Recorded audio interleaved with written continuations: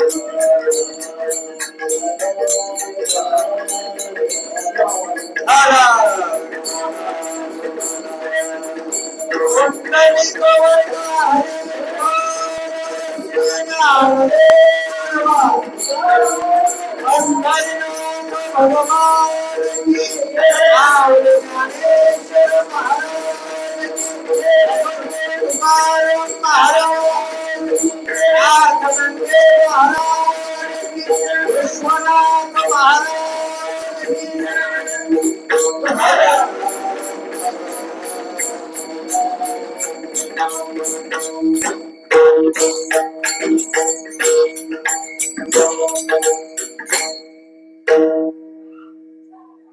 संताची माथा चरणावरी, श्री संताची माथा चरणावरी साष्टांग हे करी दंडवत.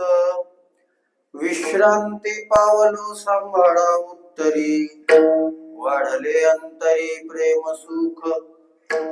डवरली हे काया कृपेच्या ओरसे, डवरली हे काया कृपेच्या ओरसे. नवे अनारिसे उद्धरिलो, विश्रांती पावलो सांभाळा उत्तरी, वाढले अंतरी प्रेम सुख. तुका म्हणे मज न घडता सेवा, तुका म्हणे मज न घडता सेवा. पूर्व पुण्य ठेवा ओढवला, विश्रांती पावलो सांभाळा उत्तरी, वाढले अंतरी प्रेम सुख. नमो ज्ञानेश्वरा, नमो ज्ञानेश्वरा.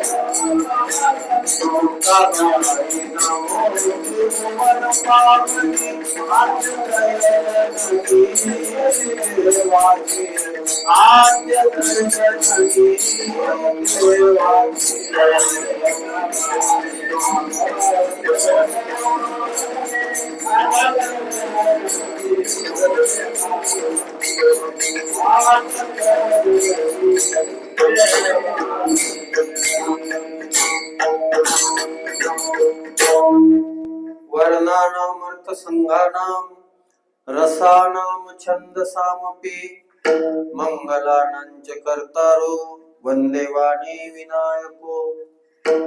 नमो सद्गुरु तुकया ज्ञान दीपा, नमो सद्गुरु सच्चिदानंद रूपा, नमो सद्गुरु भक्त कल्याण मूर्ती, नमो सद्गुरु भास्करा पूर्ण कीर्ती.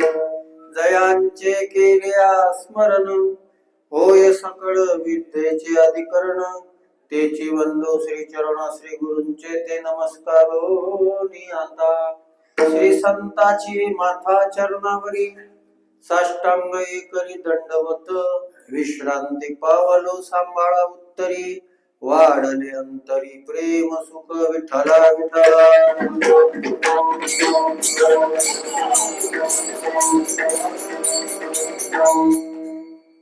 महान संत भगवत भक्त नाथनंगे महाराजांच्या 76व्या उत्सवाचा हा योग आहे.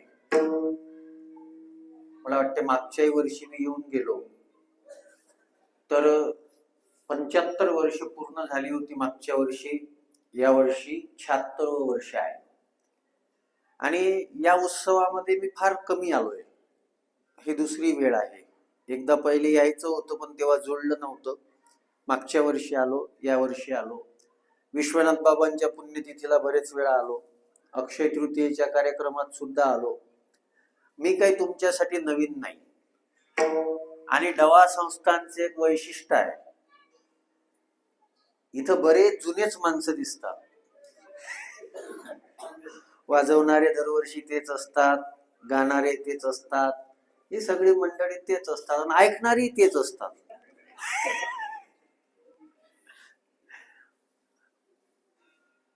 माझ्या बोलण्यातला उपहास कळून घ्या बरं. माझ्या बोलण्यामधला उपहास थोडा कळून घ्या. मी तुमची स्तुती नाही करत आहे, स्तुती नाही करत आहे. आपल्याकडं संतांची इतकी चांगली परंपरा आहे, त्या परंपरेविषयी आपला स्वाभिमान जो आहे ना, तो स्वाभिमान वाढला पाहिजे. त्याला नेहमी भरती आली पाहिजे, त्याला ओहोटी नाही लागली पाहिजे. भरती आली पाहिजे. भरती येण्यासारखं हे जीवन आहे. आणि आपण उत्साहामध्ये उत्सव साजरा करावा, ही माझी नेहमीची आग्रहाची विनंती असते. घरचं सगळं काम आपण उत्साहात करतो, किती चांगलं केलं तरी दुःखच आहे. परमार्थामध्ये सगळं सुख आहे. त्याच्यामध्ये पाहिजे त्या प्रमाणामध्ये आमचा उत्साह का दिसत नाही? का दिसत नाही? याचं कारण काय असावं? याचं कारण एकच आहे, आमच्या निष्ठा डळमळीत झालेल्या आहे. आणि दुसरी एक गोष्ट, परमार्थ गतानुगती म्हणून केला जातो. माझी विनंती आहे, माझं कीर्तन ऐकायचं असेल तर कीर्तन ऐकणं म्हणजे काहीतरी पुण्य आहे याच्यासाठी ऐकू नका. ऐकलं पाहिजे, कीर्तन ऐकलं म्हणजे बरं असते, फक्त याच्यासाठी कीर्तन ऐकू नका. मी तर बऱ्याच जणांना म्हणत असतो, सप्ताह फक्त याच्यासाठी करूच नका. आता केला पाहिजे, काहीतरी हे झालं पाहिजे, नाही, याच्यासाठी नका करू. सप्ताह असेल, कीर्तन असेल, कथा असेल, परमार्थाची कोणतीही साधना असेल, त्या साधनेच्या माध्यमातून आमचं जीवन जे आहे, जे दुर्बुद्धीकडे गेलेलं आहे, ते सद्बुद्धीकडे येते का? आमचं जीवन जे वाईट विचारांकडे वळलेलं आहे, ते सद्विचाराकडे येते का? आमचं आयुष्य जे आहे, जे आयुष्य निरर्थक चाललं, त्या आयुष्याला अर्थ प्राप्त होतो का? नीट ऐका, काळजीपूर्वक ऐका. मोजके लोक जरी असले आणि नाथनंगे महाराजांचं, विश्वनाथ महाराजांचं, तुमच्यासाठी एक संत नाही 2 संत येऊन बसले गावात, पण मला थोडस, तुम्हाला राग आला तरी मला काही घेणं देणं नाही. इथे तर संतांच्या चेतना आहे, पण आजूबाजून जात असताना उदासीचं वातावरण जाणवून राहिलं. औदासीन्य आलेला आहे, ते का आलेला आहे याचा शोध घेण्याची गरज आहे. याची शोध घेण्याची गरज आहे. महाराज, आम्ही गावोगावी कार्यक्रमाला जातो, आमच्याकरता रोज नवीन गाव आहे, रोज नवीन गाव आहे. काही गावामध्ये गेल्यानंतर तिथून वापस जावं वाटत नाही. तिथं वेळ जो आहे ना, तो वेळ कसा निघून जातो हे कळत नाही. इथेही बाबांच्या इथं समाधीपाशी येऊन बसलं, विश्वनाथ बाबांच्या इथे येऊन बसलं, तर आपल्याला त्या चेतनेचा अनुभव येतो. पण मग त्यांच्या संगतीमध्ये राहून आपण का त्याच्यामध्ये काही आपल्या जीवनामध्ये बदल होत नाहीये? आमचा उत्साह का वाढत नाही? का वाढत नाही? देश मातीत घालणारे जे लोक असतात, ते निवडून आल्यानंतर त्यांच्या मिरवणुकीमध्ये सहभागी होण्याकरता उत्साह आहे. ज्यांनी आमचं आयुष्य घडवलं, त्या संतांचे उत्सव जेव्हा साजरे होतात, तेव्हा आमच्यामध्ये औदासीन्य का आलेलं आहे? ते तर कथाकार कीर्तनकारावर या माय मावल्याची कृपा आहे. यांच्यामुळं कीर्तनाला तरी लोक येतात, संध्याकाळचं असते म्हणून. कथा तर फक्त यांच्याच भरोशावर चालू आहे, त्यांच्याच भरोशावर चालू आहेत सगळं. हे आपल्या करता नाही. आणि बघा, आमच्याकडं वेळ नाही असं म्हणू नका. आमच्याकडं वेळ नाही असं म्हणू नका. महाराज, तुम्ही किती सत्ता प्राप्त केली, तुम्ही किती संपत्ती प्राप्त केली, जीवनामध्ये किती मोठा सन्मान प्राप्त केला, याच्यामुळं तुमच्या जीवनाला किंमत येत नाही. तुमच्या जीवनाला किंमत येते तुमच्या जीवनामध्ये देव किंवा संत यांच्या दृष्टीनं तुमचं जीवन जातंय का? माझे शब्द नाही आहे. काळासार्थक केला त्यांनी,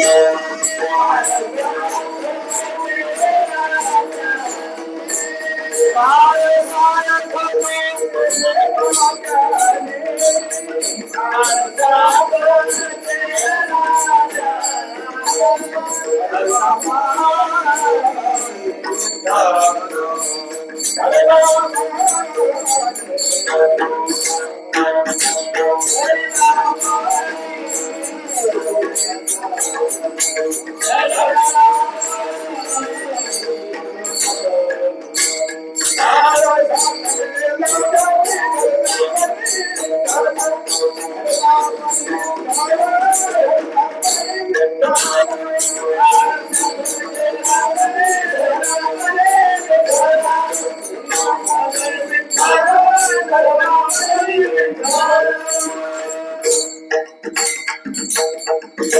निळोबारायांचं प्रमाण आहे, काळ सार्थक केला त्यांनी धरिला मणी विठ्ठल. ज्यांनी जीवनामध्ये देवाला धरलं, ज्यांनी जीवनामध्ये संतांना धरलं आणि त्यांचं जीवन पूर्ण झालेलं आहे, त्यांच्या जीवनाची आम्ही दखल घेतो. नाथ नंगे बाबांच्या जीवनाची आम्ही दखल का घेतो? त्यांनी देवाला पकडलं, त्यांनी संतांना पकडलं. आणि अजून एक गोष्ट महत्वाची ऐकून घ्या. आता आम्ही इकडे येत असताना आमच्या सोबत असतात आमचे दहापुते काका, यांनी एक वाक्य वापरलं की जोपर्यंत संत जीवनामध्ये भेटत नाहीत ना तोपर्यंत परमार्थाला चवच येत नाही. याचं उदाहरण नामदेव महाराज आहे. आणि महाराज मोठे मोठे लोक होते, त्या मोठ्या मोठ्या लोकांच्या जीवनामध्ये जोपर्यंत संत भेटले नाहीत ना त्यांच्या जीवनामध्ये बऱ्याच गोष्टी अनुकूल घडल्या नाही. याचं एक सगळ्यात मोठं उदाहरण म्हणजे नारदजी आहे. नारदानं कोणाकोणाच्या जीवनामध्ये परिवर्तन केलं? नारदानं व्यासांच्याही जीवनामध्ये परिवर्तन केलं आणि वाल्मिकीच्याही जीवनामध्ये परिवर्तन केलं. नारदांनी व्यास आणि वाल्मिकी यांनाच मार्गदर्शन नाही केलं, त्याच नारदांनी प्रल्हाद आणि ध्रुव यांना सुद्धा मार्गदर्शन केलं. त्यांच्या जीवनामध्ये त्या संतांचा अनुग्रह होता. अजून एक वाक्य बोलतो, कदाचित तुम्ही एखाद्या ज्योतिष्याला हात दाखवत असाल आणि तो जर तुम्हाला म्हणत असेल हा ग्रह वाकडा आहे, हा ग्रह तिकडा आहे, पण त्याला एकच सांगा, आमच्यावर नाथनंगे महाराजांचा आणि विश्वनाथ महाराजांचा अनुग्रह आहे, ग्रह आमचं काही वाकडं करू शकत नाही. ज्यांच्यावर संतांचा अनुग्रह असतो, ज्यांच्यावर संतांची कृपा असते, ज्यांच्यावर संतांचं प्रेम असते, त्यांच्या जीवनामध्ये कोण काय वाकडं करू शकते? कोणी.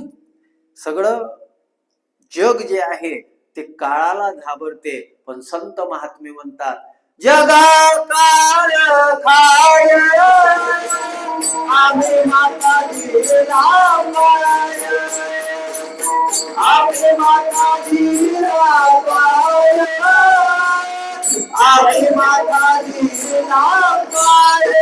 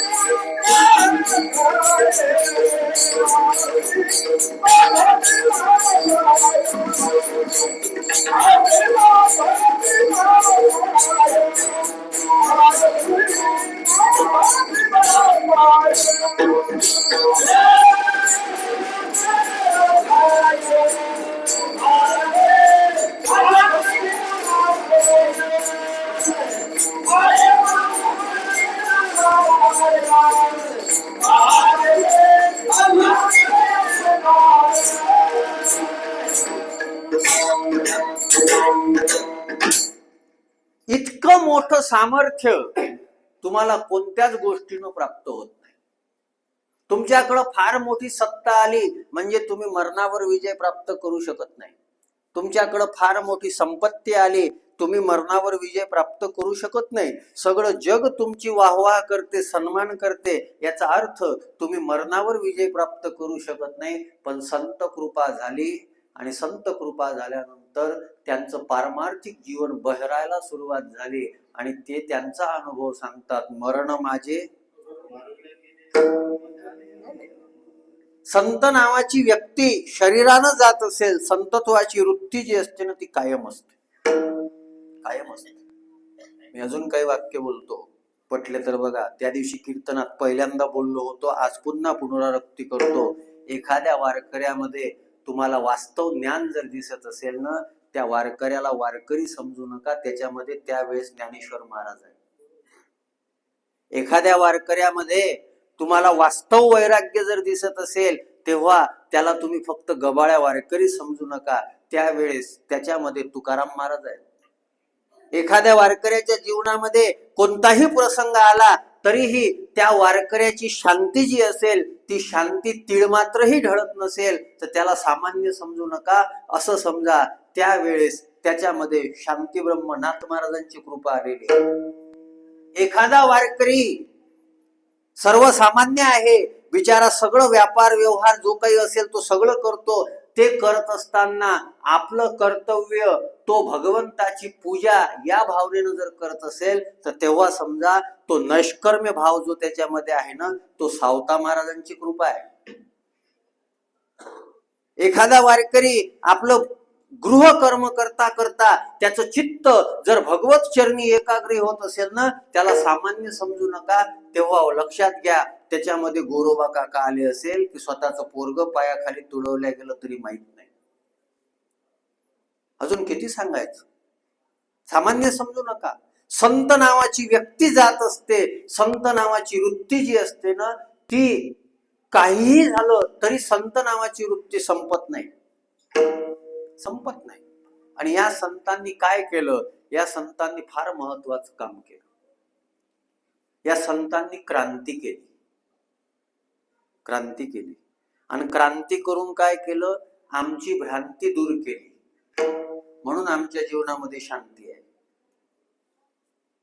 आज आम्हाला पारमार्थिक चव किंवा पारमार्थिक अनुभूती किंवा अजून थोडस वेगळं बोलायला जर गेलो, रस जो आहे तो रस का येत नाही, व्हॉट इज द रिझन,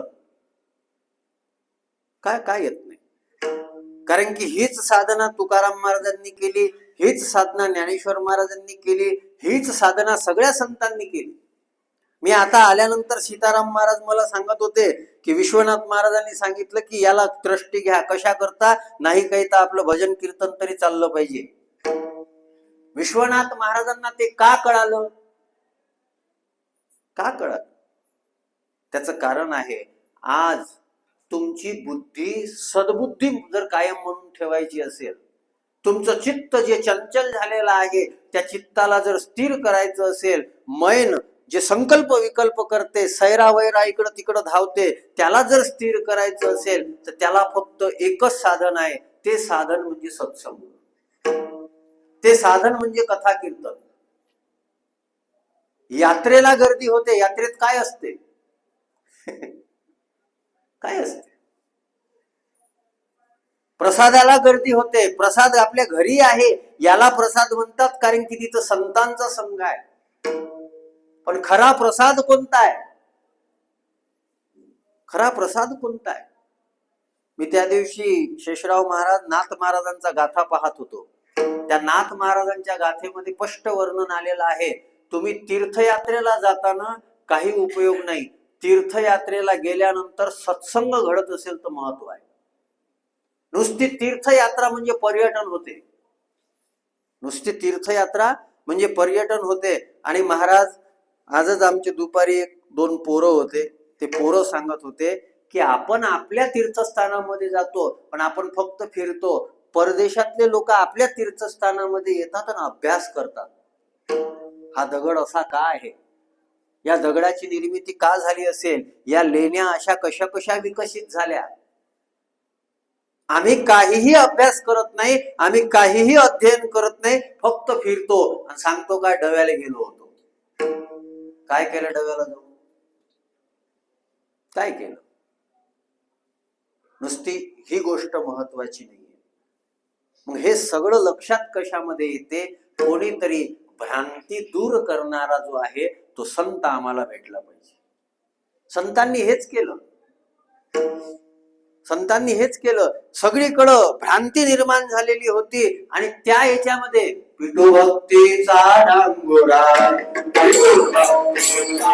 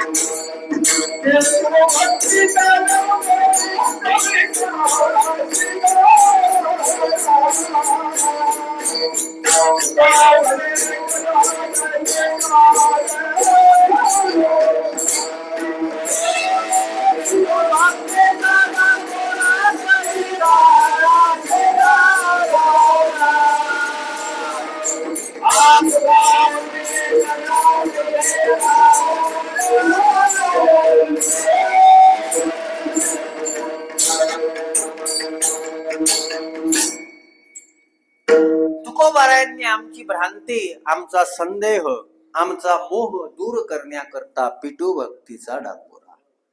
आणि संतांनी अवतार घेऊन 4 गोष्टी वाढवल्या. वाढविले सुख, वाढविले भक्ती, वाढविला भाव, वाढविला धर्म. या माध्यमातून त्यांनी कार्य केलं. आणि हे कार्य केल्यामुळं आज थोडीशी माणसातली माणुसकी जिवंत आहे. नाही तर काही नाही. माणूस उन्मत्त झाला.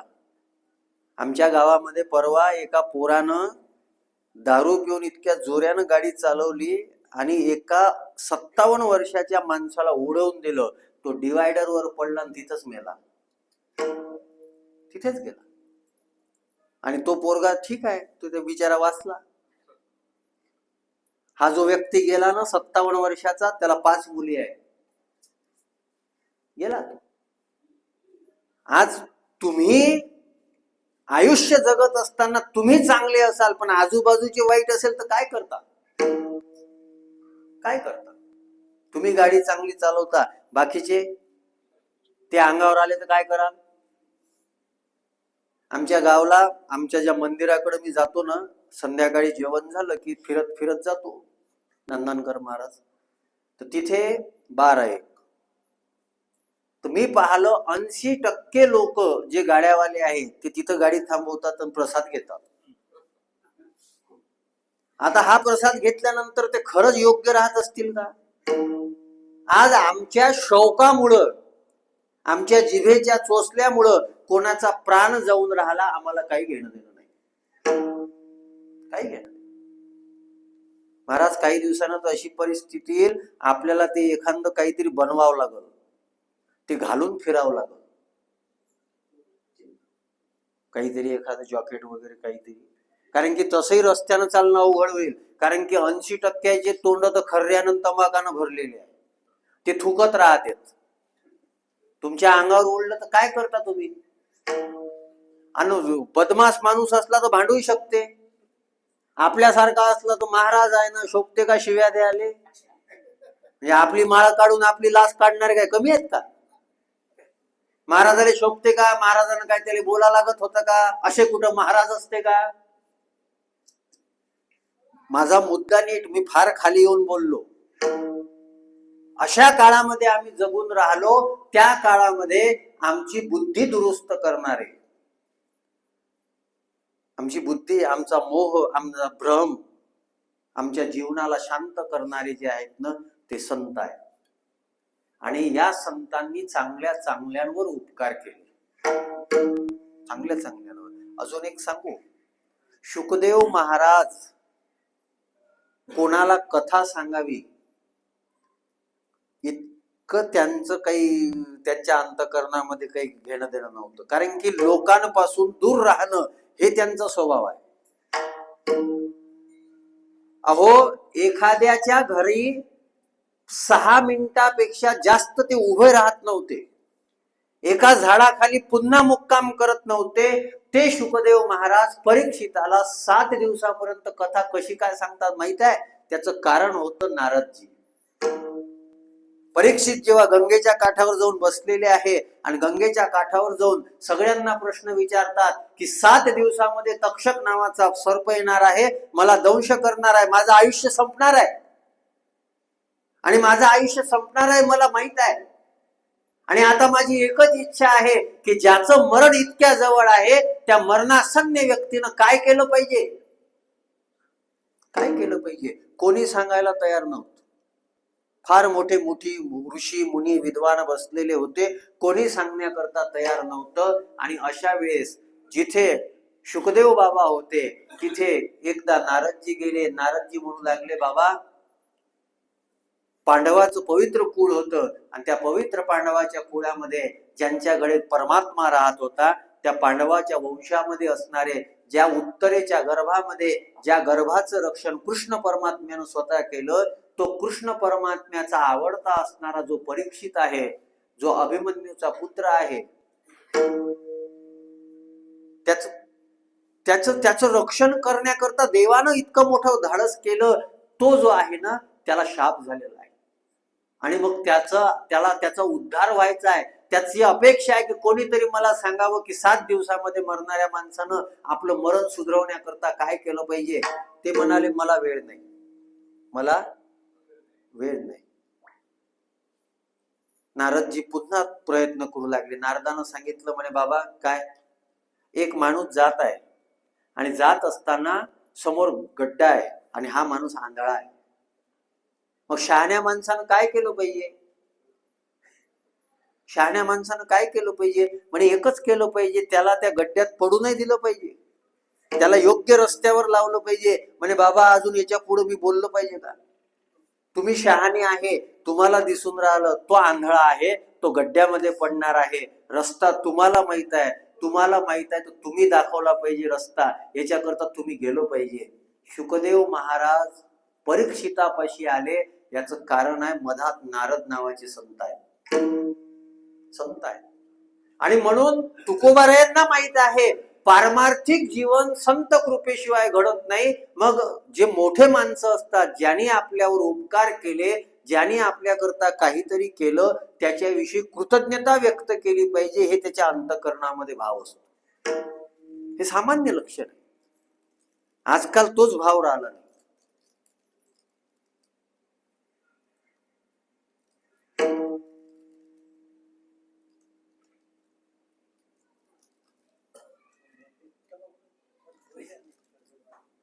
काही बी नसलं तरी शांत राहा, ऐकलं तर फायदा होईल बाबा. तुमच्या त्या तितक्या पत्नीच्या आवाजानं कीर्तन थांबलं. विठ्ठला विठ्ठला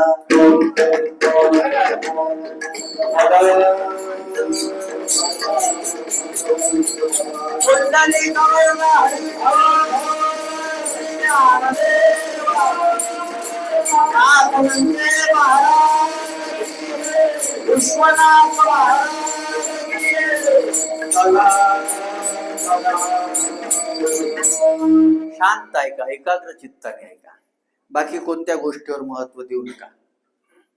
काय सांगत होतो मी? नारदजी म्हणत होते. मी फक्त पाहत होतो. तुम्हाला काय वाटते मी विसरलो? अहो 20 वर्षापासून हेच करून राहिलो. विसरलो असतो तर मग तर काय इतकं इतकं हलकं समजता का? मी फक्त पाहत असतो का तुम्ही कुठपर्यंत आहात.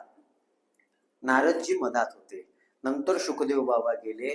मग माझा विषय हा चालू होता. तुम्ही थोडस मागं ओढली गाडी. मी समोर गेलो होतो की ज्यांनी आपल्याकरता काहीतरी केलं त्याच्याविषयी कृतज्ञता जे ठेवतात ते शहाणे असतात. जगामध्ये 2 प्रकारची माणसं सापडतात. काही कृतज्ञ असतात, काही कृतज्ञ असतात. आणि महाभारत तर असं सांगते, जो माणूस कृतज्ञ आहे ना त्याचं मांस राक्षसही खात नाही.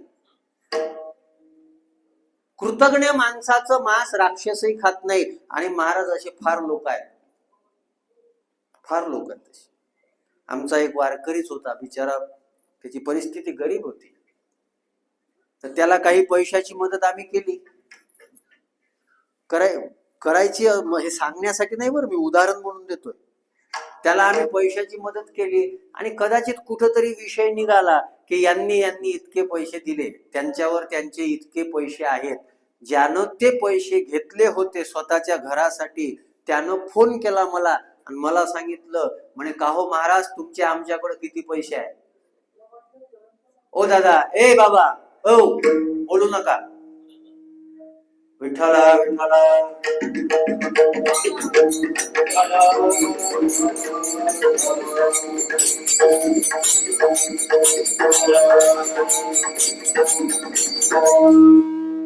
मला विक्षेप करू नका बरं.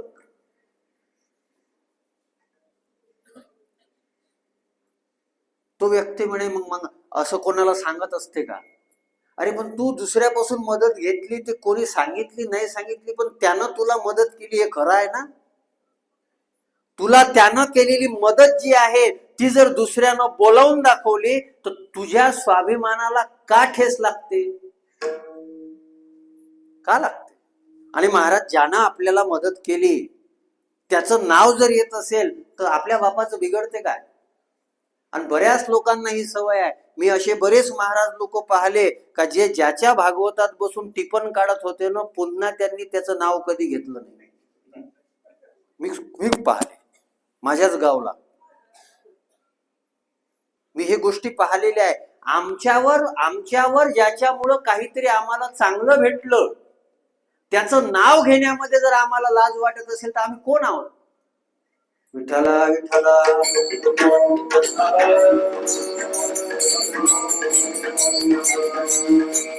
संत तसे नाही. आणि 3 गोष्टी लक्षात घ्या. तुकोबारायांचं मत आहे 3 गोष्टी फेडल्याशिवाय चुकत नाही. ऋण, वैर, हत्या. ऋण, वैर आणि हत्या. तुम्ही कोणाचं ऋण घेऊन जर जगत असाल ते तुम्हाला फेडावंच लागते. तुम्ही कोणासोबत वैर केलेलं असेल ते वैर कुठं ना कुठं पुन्हा तुम्हाला त्याचं भोगावं लागते. आणि 3 हत्या.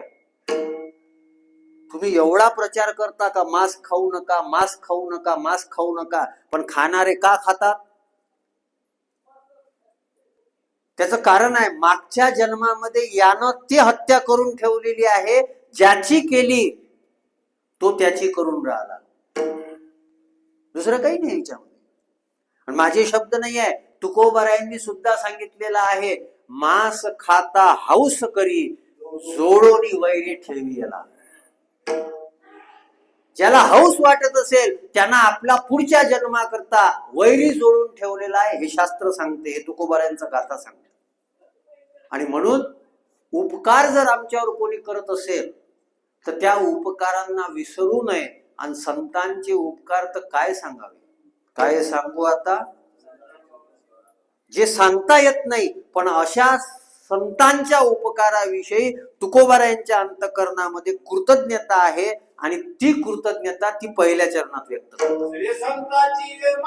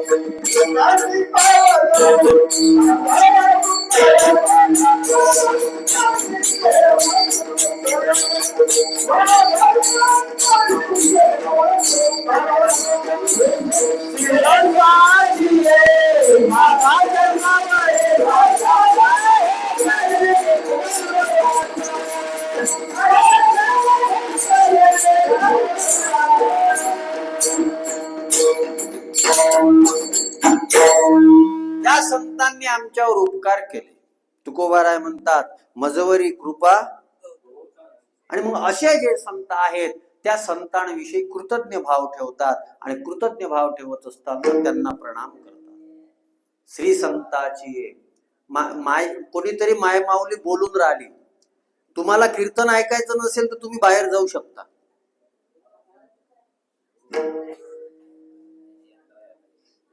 नाही, एक मिनिट, जी कोण आहे कोणीही असेल बाहेर काढा त्यांना. तुमच्यामुळं कीर्तनाचा उद्धार नका करू. इतका सोपा महाराज समजू नका बरं. जा कोणीतरी बाहेर काढून द्या तिला. तुम्हाला कीर्तनकार निवडायचा अधिकार आहे. कीर्तन करायला काही श्रोते नकोत का? बरोबर. विठाला विठाला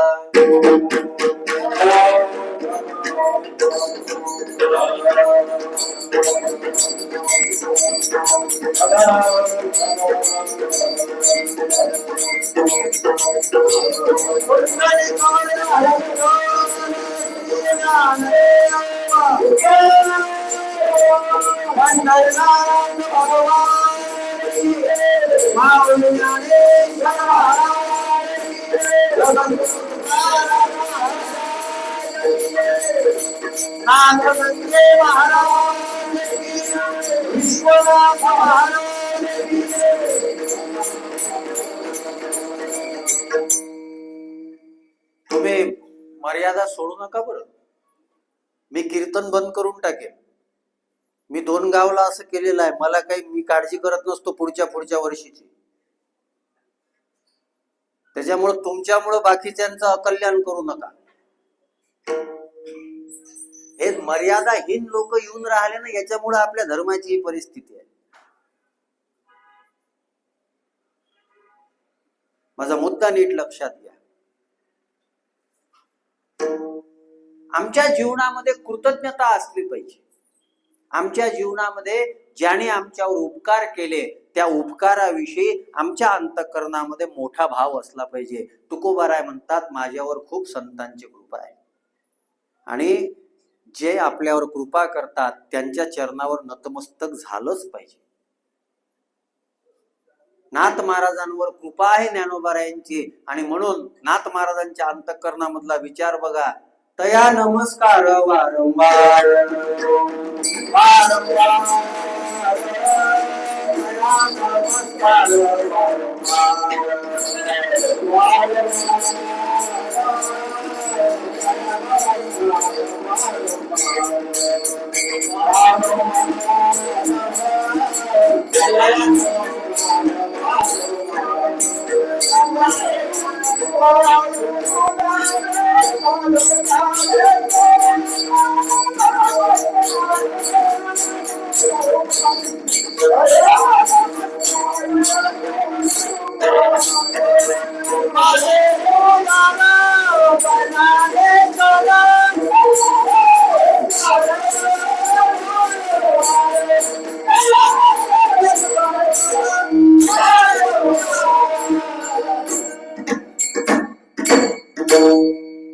शब्द फार चांगले वापरले. तया नमस्कार. तुम्ही नाथनंगे महाराजांच्या किती वेळा पाया पडले? का पडता रोज? What is the reason? का पडता रोज? आपली हिच तर अडचण आहे. आपण ज्याच्या पाया पडतो त्याच्या पाया का पडतो हा तर विचार अंतःकरणात आला पाहिजे. काय येत नाही आमच्या अंतःकरणामध्ये. महाराज, आमची एवढी विचित्र परिस्थिती झाली की उगाच काहीतरी केलाय म्हणून करून राहिलं असं करू नका. ज्या कोणाच्या पाया पडलं पाहिजे? शास्त्र असं वर्णन करते की यावत जीवत त्रयो वंदे वेदांतो गुरु ईश्वरा. जोपर्यंत जिवंत आहे माणसं तोपर्यंत त्यानं तिघांना नमस्कार केला पाहिजे. एक वेदांत, एक गुरु आणि एक ईश्वर. मग तुम्ही म्हणसाल महाराज इथं तर संतांचा विषय आहे ना. संत तिघांमध्येही नाही ना. संत तिघांमध्ये नाही ना. तुम्ही म्हणता तसं संत तिघांमध्ये नाही. आम्हाला वेद कळत नाही, पण तो वेद ज्यांनी आपल्या शब्दामध्ये सांगितला असे तुकोबाराय आम्हाला कळतात. कारण की तुकोबारायांचा गाथा म्हणजे पंचम वेद आहे. चौवेदाचे हे केले व्यवहार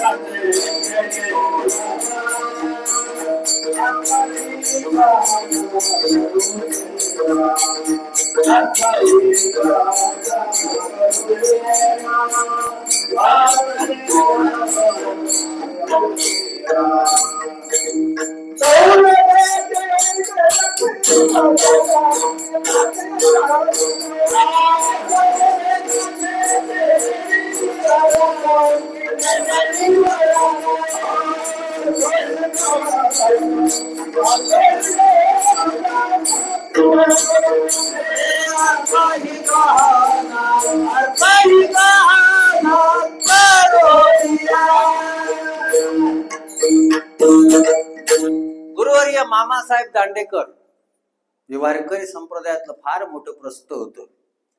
ते नेहमी म्हणायचे तुकोबारायांचा गाथा म्हणजे आमच्या करता पंचमवेद आहे. मग वेदांताला नमस्कार केला पाहिजे. तुकोबारायांचा गाथा म्हणजे आमच्या करता वेद आहे. ज्ञानोबारायांची ज्ञानेश्वरी म्हणजे आमच्या करता वेद आहे. नाथ महाराजांचं भागवत हे आमच्या करता वेद आहे. आणि त्यांची रचना ज्यांनी केली ते किती मोठे असतील म्हणून त्यांना प्रणाम केला पाहिजे. दुसरं गुरुला प्रणाम केला पाहिजे. पण गुरु कोणाला म्हणायचं? कोणाला म्हणायचं गुरु? महाराज, आपण कोणालाही गुरु म्हणतो. आज मोरारी बापूंनी फार सुंदर विषय मांडलाय. फार चांगला विषय. एक मोठे राजकारणी मोरारी बापूंपाशी आले आणि त्यांनी मोरारी बापूंना विचारलं की बापू, आम्ही तुमची एक कथा ऐकली होती आणि त्या कथेमध्ये असं मत आलेलं आहे गोस्वामी तुलसीदास महाराजांचं की कोणताही राजकारणी जर असेल तर त्यानं साधू मत घेतलंच पाहिजे. कोणतंही कार्य करत असताना साधू मत घेतलं पाहिजे. बापू, ही गोष्ट आम्हाला पटून राहिली, पण मग आमची अडचण एक होऊन राहिली. आम्ही साधू म्हणाव कोणाला हो? गणवेशाचे साधू खूप भेटतात ना. गुणवेशाचे साधू असले पाहिजे ना. आणि महाराज, हे आपण करून ठेवलं सगळं. मूळ जो जैन धर्म आहे त्याच्यामध्ये श्वेतांबर दिगंबर काहीच नाही. मूळ जो बुद्ध धर्म आहे त्याच्यामध्ये हीनयान महायान काही घेणं देणं नाही, काही नाही. मूळ जो धर्म आहे आपल्याला बऱ्याच गोष्टी कळत नाही. साधू कोणाला म्हणायचं? आता तर साधू स्वतःच भांडतात की आम्ही शंकराचार्य आहे म्हणून. विठ्ठल विठ्ठल.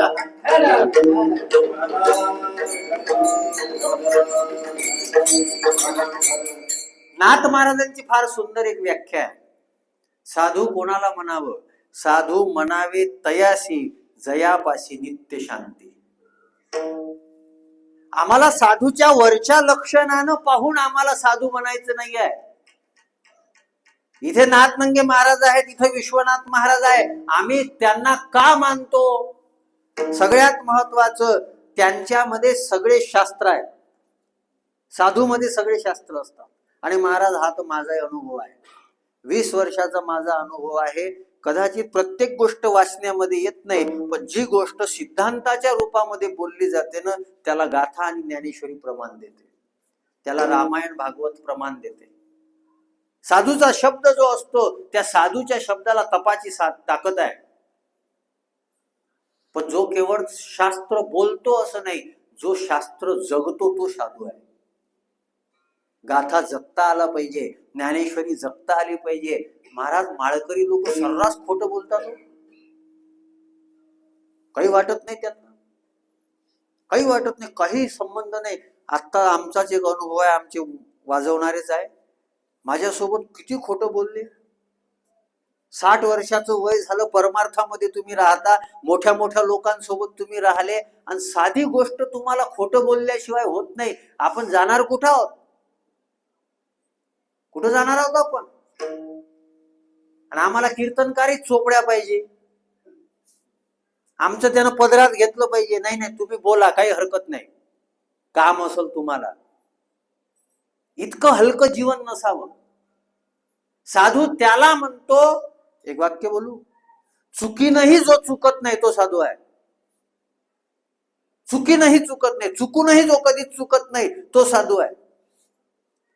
आम्हाला देवतांच्या जीवनामध्ये तरी कधी कधी चुका दिसतात, पण साधूच्या जीवनामध्ये चूक काढा दिसते का? नाही दिसत. मीच म्हणतो असं नाही, पाहता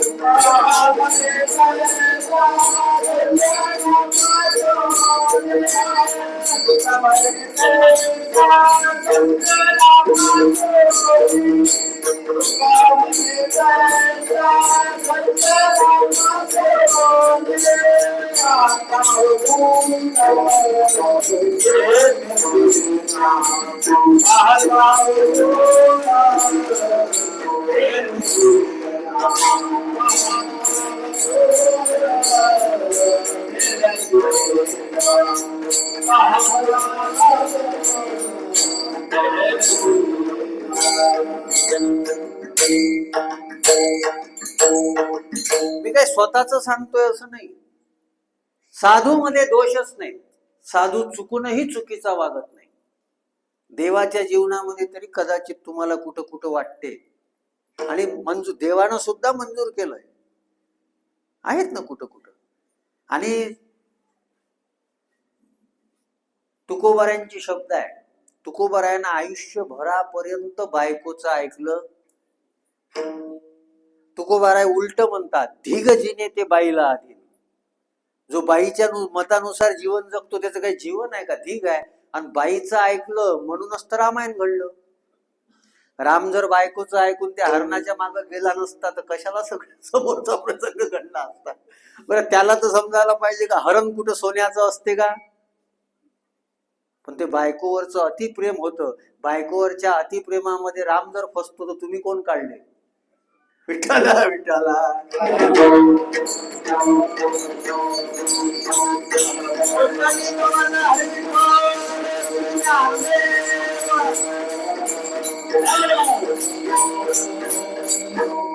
अजून वेगळं सांगू, केव्हा ऐकायला पाहिजे केव्हा नाही ऐकायला पाहिजे हे तर कळलं पाहिजे. रामाचं पत्नीचं ऐकणं हे चूक नसते, पण काय ऐकलं पाहिजे हे कळानं. अहो, ते मृग सोन्याचं आहे, ते आणा. सोन्याचं कुठं मृग असते का? नाही. आणि दुसरीकडे ऐका, रामानं सीतेचं ऐकायला पाहिजे नव्हतं, पण मंदोदरीनं रावणाला समजावून सांगितलं, पण रावणानेही मंदोदरीचं ऐकलं. दोन्हीकडे आहे.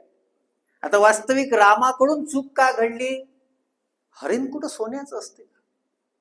आणि मंदोदरी बिचारी चांगलं सांगत होती, पण रावणानं ऐकलं. माझा मुद्दा काय होता, हे मोठे लोक होते, पण कुठं ना कुठं त्यांच्या जीवनामध्ये दिसते. संतांच्या जीवनामध्ये शोधून तर दाखवा. पाहता अवगुण सापडतच नाही. किती शोधा. आणि मग संतांचे अवगुण नाही सापडले तर संतांचे जे काही लक्ष राहण्याची पद्धत असते मग त्याच्यावर नाव ठेवलं जाते. महाराज संतांच्या गणवेशामध्ये फसू नका. त्याचे गुणवेश काय आहे याच्याकडे लक्ष द्या. संत शांत असला पाहिजे, संत सुंदर असला पाहिजे, तनानं नाही मनानं सुंदर असला पाहिजे.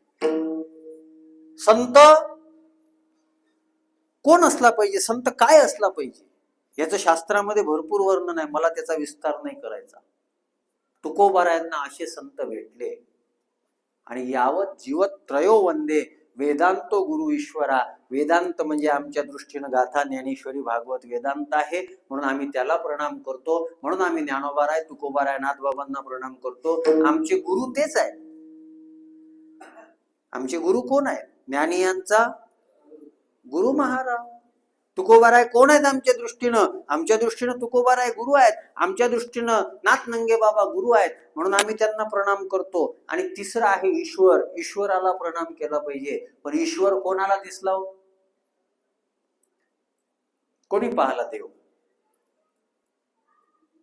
कोणीच नाही पाहला. तुम्ही देव नसन पाहला पण संत पाहला. आणि संत कोण आहेत? देवते संत, देवते संत निमित्त त्या प्रतिमा. आम्ही कृष्णाला पाहू शकलो नाही, पण कृष्णाचं ज्ञान आमच्या करता घेणारा अवतार जो आहे तो तर आम्ही पाहला ना. लोपले ज्ञान जगी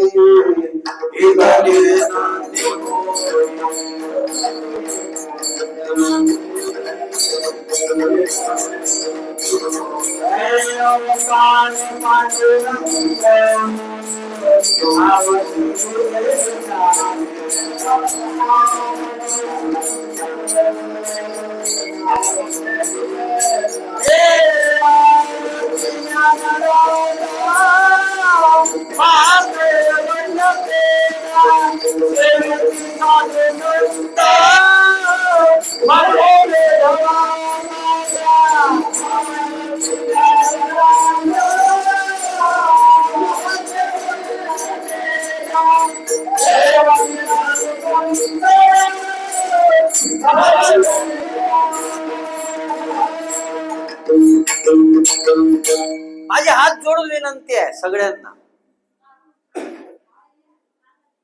आम्ही पांडुरंगाला पाहिलं नाही. आम्ही पंढरपूरचा पांडुरंग मूर्तीच्या रूपामध्ये पाहिला असेल, पण आम्ही प्रत्यक्ष पांडुरंगाला पाहिलं नाही. आणि माझी सगळ्यांना विनंती आहे, फक्त इथं उपस्थित असणारे नाही, या विज्ञानाच्या माध्यमातून पूर्ण महाराष्ट्र ऐकतो. कीर्तन उद्या अपलोड होईल, सगळे महाराष्ट्रातले लोक ऐकतात. तुमच्यापेक्षाही लक्ष देऊन ऐकणारे फार लोक आहेत. त्याच्याकरता रेकॉर्ड करावं लागते. त्या सगळ्यांना सांगणं आहे की आमच्या दृष्टीनं पंढरपूरचा पांडुरंग तर आहेतच, पण आमच्या दृष्टीनं ज्ञानोबाराय तुकोबाराय सुद्धा पांडुरंगच आहे. प्रमाण तर मी तुम्हाला दिलं. लोपले ज्ञान जगी हित नेनती कोणी, अवतार पांडुरंग नाव ठेविले ज्ञानी. तुकोबाराय सुद्धा कोण आहे? मने रामेश्वर भट्ट तेजा,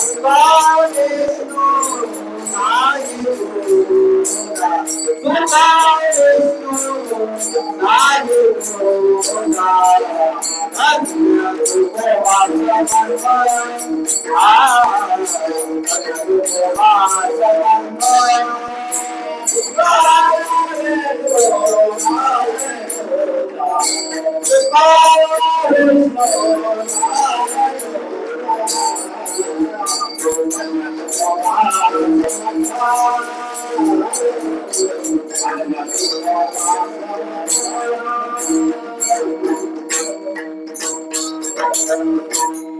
सगळं प्रमाणानं सांगतोय तुम्हाला, काही विनाकारण अतिशयोक्ती बोलतोय असं नाही. आमच्या दृष्टीने हे संतच देव आहेत. म्हणून यावत जीवत त्रयो वंदे वेदांत गुरु ईश्वरा. वेदांतही आमच्या दृष्टीनं संत आहेत, गुरुही आमच्या दृष्टीनं संत आहेत, ईश्वरही आमच्या दृष्टीनं संत आहेत. म्हणून श्री संताची माथा चरणावरी साष्टांग हे करी. अजून थोडं व्यवहाराच्या दृष्टीनं सांगतो. पाया कोणाच्या पडत असतात? जो मोठा आहे त्याच्या. आणि मोठ्याला अभिवादन केल्यानं 4 गोष्टी वाढतात असं शास्त्र सुभाषित सांगते. आयुर्विद्या, यशोबलम. हे जाऊ द्या, आता थोडस वेगळं सांगतो. सगळ्यात मोठा कोण? सगळ्यात मोठा कोण? एवढं काय कठीण उत्तर आहे का? सगळ्यात मोठा देव. पक्क ना? लॉक किया जाए. सगळ्यात मोठा देव ना. देवच ना सगळ्यात मोठा. अहो, ज्याच्यावर सगळ्याची सत्ता चालते तो सगळ्यात मोठा. आणि मग याचीच तर सत्ता सगळ्यावर चालते. वृक्षाची पाने, तो सगळं सत्ता समर्थ आहे, पण त्याच्याही पेक्षा कोणीतरी मोठा आहे. त्या देवावरही ज्याची सत्ता चालते तो सगळ्यात मोठा.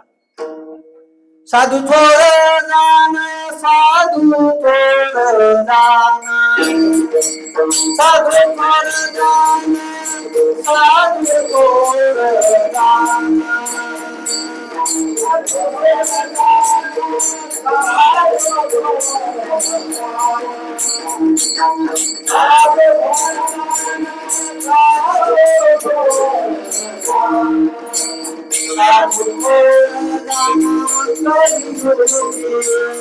साधु मोर जाना कलियोगी, साधु मोर जाना,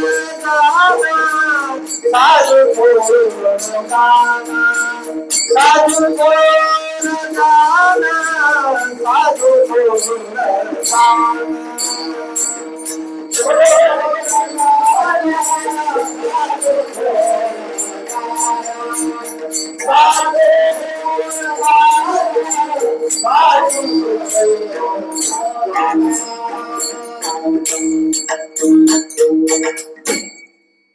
हे प्रमाण महाराज पाठ सगळ्यांच्या झाले. हे प्रमाण पाठ सगळ्यांचे आहे. पण खरंच आम्ही साधूला थोर म्हणतो का? खरं सांगा. मी मगा जेवायला आलो, मी सहज म्हटलं की मी पात्रामध्ये जेवत नाही, एखादं ताट असेल तर. आपल्या एवढ्या मोठ्या संस्थांमध्ये ताट नाहीये. ताट नाही आपल्याकडे. आम्ही ते आणू नाही शकत. मला 7 वाजता आल्यापासून एका खुर्चीवर बसून राहावं लागते. किती वेळा यायचा आता, म्हणजे आपल्याला सवय लागत. काय एक कीर्तनकार 2 तास, 2-2.25 तास गाडी चालवत आला, त्याला थोडस कंबर तर मोकळी झाली पाहिजे त्याची. तो जेवायला बसला, आणि जेवायला बसल्यानंतर ते पात्रवाळी हिरव्या याची, त्याचा वास येते सडलेला.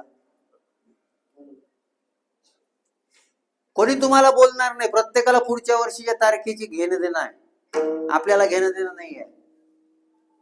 कधी घाली संतासी आसने पूजा करी काया वाचे म्हणे. हे प्रमाण काय फक्त काकड्यात म्हणायसाठी आहे का?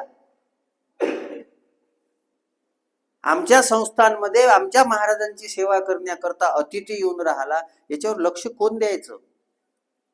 माझी तुम्हालाही विनंती आहे, तुम्ही इतक्या वर्षापासून येता, तुम्ही याच्यात काही बदल करायचा नाही का? तुम्हाला करायचं नाही.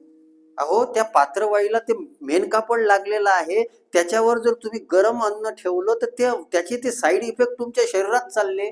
साधू मारायचे आहे का? कॅन्सर होतो त्यानं, कॅन्सर.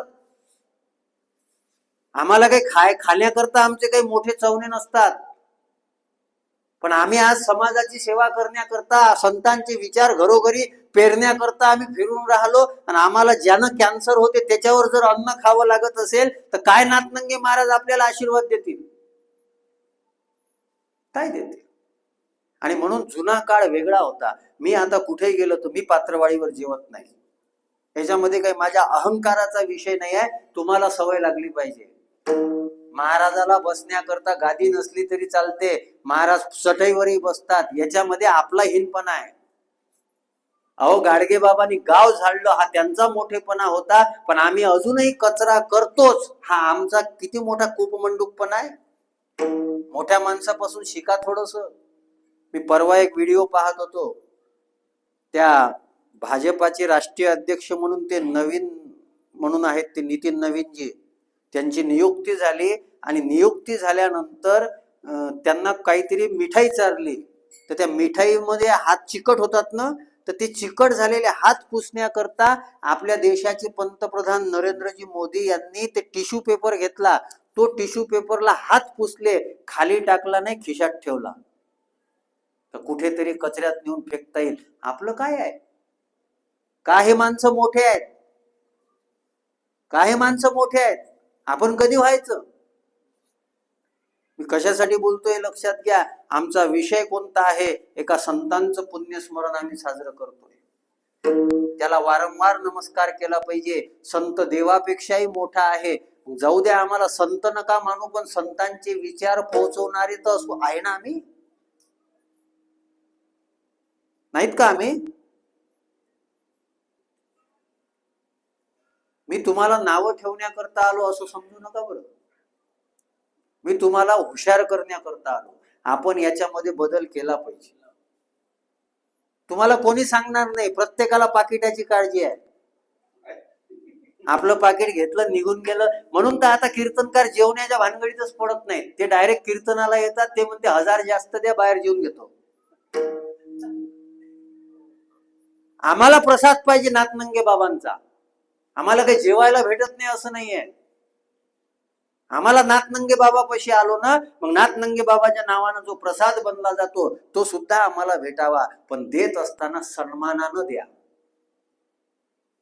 माझी अपेक्षा नाही पाय धुवा ना. तुम्ही माझ्यासोबत कदाचित फिरले नाही. मी तो उलट लोकांना सांगतो पाय धुवू नका. माझे पाय महत्वाचे नाही. माझ्या कीर्तनाच्या माध्यमातून येणारे जे विचार आहेत ना, ते विचार महत्वाचे आहेत. मला गंध लावू नका. माझ्या विचारांपासून थोडासा गंध घ्या परमार्थाचा. मला गंध लावल्यानं काही मी मोठा होत नाही, तुम्ही मोठे होत नाही. मला काही हार घालावा अशी माझी अपेक्षा नाही आहे. माझी अपेक्षा एकच आहे. इतक्या वर्षापासून आम्ही परमार्थ करून राहिलो. ठीक आहे, ताटं नसेल तर ते कागदाचे पात्र येतात, ते वापरा. आणि कोणीतरी पाहुणा येऊन राहिला, कीर्तनकार येऊन राहिला, त्याच्याकरता आपण नाही का, महाराज मला तिथे ते खुर्चीवर बसून राहावं लागलं, बसायला जागा नव्हती. कीर्तनाला यायच्या 10 मिनिटं पहिले ते कुठे गेले, त्यांनी मला म्हणे चला आता ती खोली आहे. मी फोन केला आज सकाळी. आजच कीर्तन आहे ना. माझी प्रकृती ठीक नाही. मी 4 दिवसापासून मला ताप आहे. आम्ही का विचार करतो एवढा? आम्ही नाही गेलो, आम्ही जर डव्याला नाही गेलो, नाथनंगे बाबांची सेवा घडणार नाही. कीर्तना करता येतो किंवा पाकिटा करता येतो असं समजू नका. फक्त प्रेमासाठी येतो. प्रेम द्या. प्रेम द्याल तर फायदा आहे. संतांच्या कृपेनं हेच भेटते. वाढले अंतरी प्रेमा सुखा, वाढले अंतरी प्रेमा सुखा.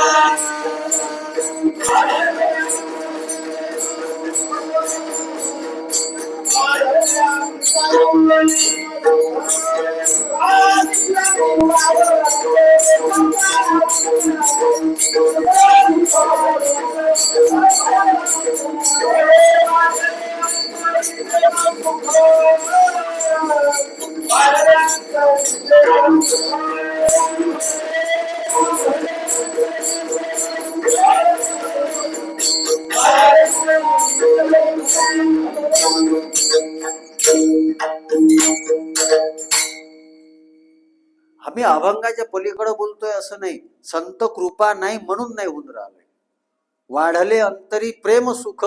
आमच्या संतांचे शब्द घरोघरी पोहोचवणाऱ्या विषयी अंतकरणामध्ये प्रेमभाव कमी पडतोय, जिव्हाळा कमी पडतोय. मला आज आवर्जून आठवण होऊन राहिली गोवर्धन महाराजांची. ते 2-2दा 3-3दा फोन करायचे. महाराज बाकी वास्तविक माझं नातेसंबंध आहे इथे.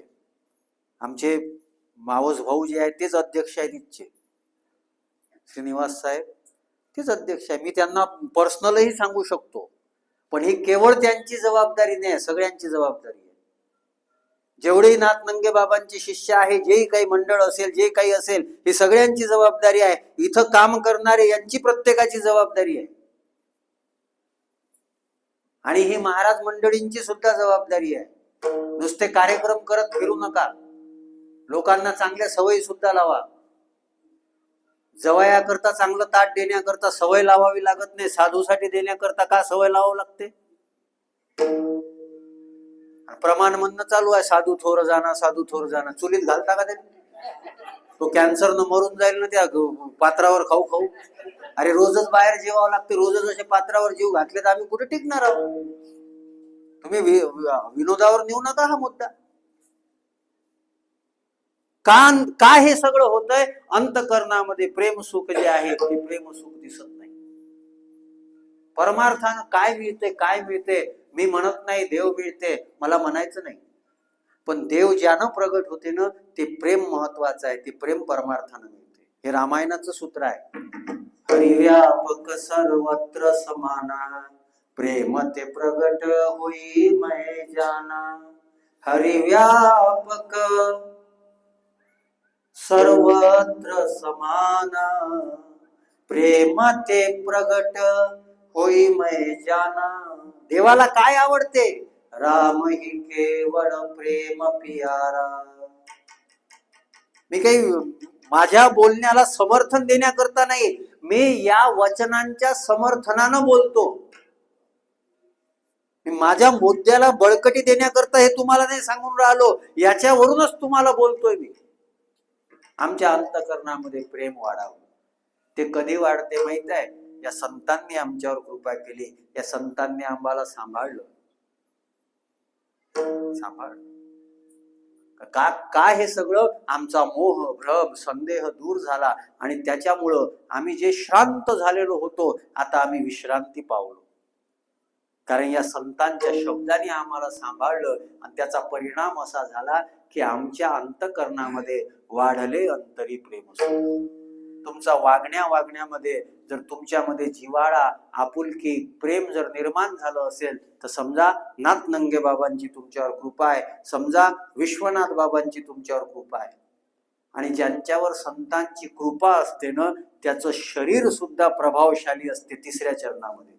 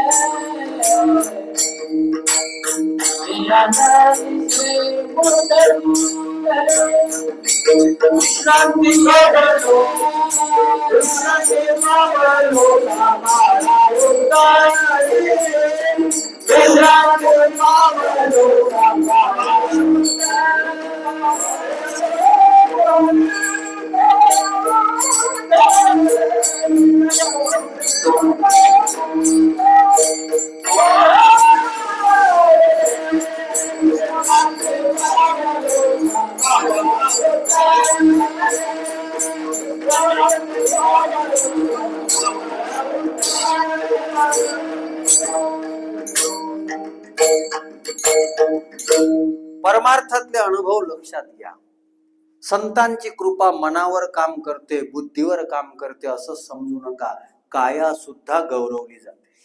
डौरली ही काया कृपेच्या ओळस. याचं उदाहरण आहे छत्रपती शिवाजी महाराज. छत्रपती शिवाजी महाराजांचं शरीर कीर्तनामधून जर सुखरूप बाहेर जाते त्याचं कारण आहे तुकोबारायांची कृपा आहे. कृपा आहे. तुकोबारायांच्या जीवनामध्ये एक शिष्य होते ज्यांनी तुकोबारायांचे अभंग लिहिले. त्यांचं नाव होतं संताजी महाराज. आणि त्या संताजी महाराज जगनाडे आणि तुकोबाराय यांचं ठरलं होतं. आणि त्यांनी सांगितलं होतं, संतू तुला माती देण्याकरता मी राहणार. आणि तुकोबाराय पहिले वैकुंठाला निघून गेले असं चरित्रामध्ये वर्णन आहे. संताजी महाराजांचं शरीर जे होतं ना ते पुरल्याच जात नव्हतं. ते राहुराव वर यायचं.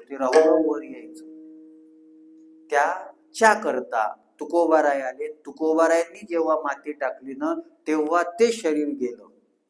त्या शरीरावर कृपा करण्याकरता आले. निळोबारायांकरता आले. कितीतरी उदाहरणं देता येते. संत कृपा होते आणि शरीरामध्ये सुद्धा बदल होतो. ज्यांनी आपले हात कापून टाकले होते गोरोबा काकांनी, त्या गोरोबा काकांचं लक्ष नाही, चित्त एकाग्र झालेलं आहे. आणि एकाग्र झालेल्या चित्तानं ते जे गोरोबा काका होते त्या गोरोबा काकांनी कीर्तनामध्ये टाळी वाजवण्याकरता ते बुटकं असे वर्त केले. लगेच हात आले. आम्ही किती सांगा आमची एकाग्रता आहे कुठं? आम्ही इकडं पाय तिकडं पाय, हे काय इकडं सरक, याले तिकडं सरक, तू तिकडं सरक. काय आपला उद्धार होणार आहे? आपण 1-1.25 तास 1.5 तासापर्यंत एक कीर्तन जो अंतकरणापासून सांगतोय ते ऐकण्याकरता जर आमच्यामध्ये स्थिरता नसेल, आमचा उद्धार करेल कोण? पाऊस पडल्यानंतर पाऊस कुठं पडला पाहिजे यालाही महत्व आहे. अहो, पाऊस जर सुपीक जमिनीवर पडला तर उत्पन्न देते, दगडावर पडला तर काय फायदा आहे? प्रमाण आहे त्याचं ज्ञानेश्वरीमध्ये. मी काय विदाऊट ओवीचं थोडी बोलतो. मी तुम्हाला मगाच सांगितलं, मी बोलतो त्याच्यासाठी ओवी हजर असते. हा वारकरी संप्रदायाचा अभिमानाचा विषय आहे. तयार आहे त्याच्यासाठी. ते जो पाऊस आहे तो पाऊस जर समुद्रावर पडला काय फायदा? समुद्रात किती पाणी गेलं काही गेलं काय फायदा आहे त्याचा वाला? तो पाऊस जो आहे ना तो कसदार शेतीमध्ये पडला पाहिजे, नंतर उत्पन्न आहे त्या पावसाचं. तुमचे अंतकरण कसदार झाले पाहिजे, सुपीक झाले पाहिजे, निष्ठेनं परिपूर्ण झाले पाहिजे. धर्माविषयी, देवाविषयी, देशाविषयी त्या अंतकरणामध्ये एक अभिमान असला पाहिजे. नंतर कीर्तनाचा फायदा होईल, नाही तर काय फायदा होईल? आमचं तेज जे आहे चेहऱ्यावरचं ते तेज लोपत चाललं. आजची तरुण पिढी पहा तुम्ही, तेज लोपत चाललं. का लोपत चाललं? संत कृपा नाही आहे, संतापासून दूर झाले. ज्याच्या जीवनामध्ये संत कृपा असते ना, चित्रपटामध्ये गाणं होतं, तन भी सुंदर मन भी सुंदर. मी म्हणत नाही ते, चंदन सा वदन, जुनं गाणं, फार चांगलं गाणं, मला आवडलं ते गाणं. अहो, तनही सुंदर मनही सुंदर. साधूचं तनही सुंदर आहे, मनही सुंदर आहे. कारण डवरली ही काया कृपेच्या ओरसे, नवे अनारसे उद्धरलो. तुकोबारायांना विचारलं, हे कसं काय घडलं? शेवटच्या चरणात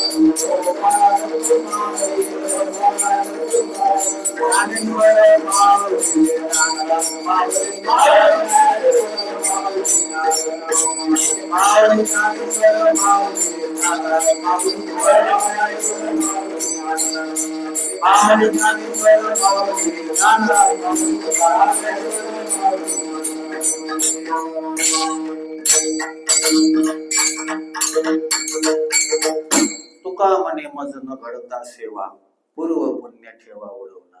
याच्यामध्ये फार मोठा सिद्धांत सांगितलेला आहे. तुकोबाराय म्हणतात, प्रत्यक्ष माझ्या जीवनामध्ये कोणत्याही गुरुची सेवा किंवा संतांची सेवा घडली. तुका म्हणे मज न घडता सेवा. मग हे सगळं कसं काय प्राप्त झालं? पूर्व पुण्य ठेवा ओळवला. पूर्व जन्मे सुकृते थोर केली, ती मज आज फळाशी आली. परमानंदे आजी मानसी भेटी झाली संताची. आणि माझा अजून एक वेगळा विषय मांडायचा आहे थोडासा 1 मिनिटामध्ये, की तुम्ही संतांच्या शरीराचा विचार जास्त करू नका. संत कधी ना कधी शरीर जाणार आहे, आणि संत त्यालाच म्हणा जो तुम्हाला विनाकारण वेळ द्यायला तयार नाहीये. विनाकारण वेळ देण्याकरता तुम्हाला तयार नाही आहे. म्हणून संतांपेक्षा संतांचं ज्ञान महत्वाचं आहे. म्हणून ज्ञानोबाराय आम्हाला वेळ द्यायला तयार नाही, पण ज्ञानेश्वरी आमच्यासाठी दिली. तुकोबाराय आम्हाला वेळ द्यायला तयार नाही, पण तुकोबारायांचा गाथा आमच्याकडे आहे. आणि याची जर आम्ही सेवा केली तर आमच्याही जीवनामध्ये विश्रांती पावलो, विश्रांती प्राप्त होईल. आणि त्या संतांचे उत्तर शब्द आम्हाला सांभाळेल. आणि वाढले अंतरी प्रेमसुख, परमार्थाचा खरा प्रसाद प्रेमसुख आम्हाला प्राप्त होईल, असा या अभंगाचा भाव असावा. आज दुपारी इकडे येत असताना विचार करत होतो की काय बोलावं. त्याच्यामुळं या अभंग डोक्यात आला. संतांच्या दर्शनाकरता आलो होतो, म्हणून संतांना प्रणाम करायचा.